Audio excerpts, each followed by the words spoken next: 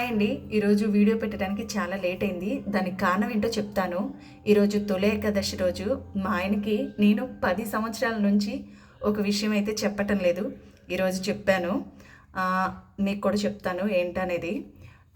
మేము ఫ్యామిలీ పెట్టి అంటే ఇల్లు రెంట్కు తీసుకొని ఒక 10 సంవత్సరాలు అయింది. అయితే ఆ ఇంటి ఓనరు నాకు ఒక చిన్న సలహా ఇచ్చింది. ఏంటంటే మనకు వచ్చిన శాలరీ ఫస్ట్ దేవుడి దగ్గర పెట్టమంది. ఇంకప్పటి నుంచి అలాగే చేస్తాను. అయితే ఇంకో మాట కూడా చెప్పింది, నువ్వు నెలకి ఒక 500 రూపాయలు అని అదే మా వారికి తెలియకుండానే దాచిపెట్టమంది. ఎందుకంటే ఆయనే అన్నీ చూసుకుంటారు, నాకేం కావాలో ఆయనే చూసుకుంటారని చెప్పాను. లేదమ్మా, నువ్వు ఆయనకి చెప్పకుండా దాచిపెట్టు అని అంది. సరే, ఫస్ట్లో నాకు ఇంట్రెస్ట్ లేదు, ఎందుకు అలా చెప్పకుండా దాచిపెట్టమని.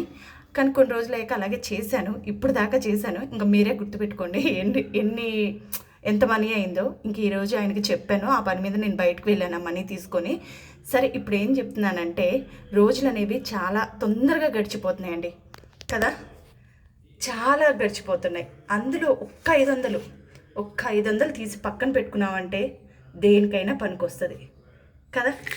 మీరు కూడా ట్రై చేయండి.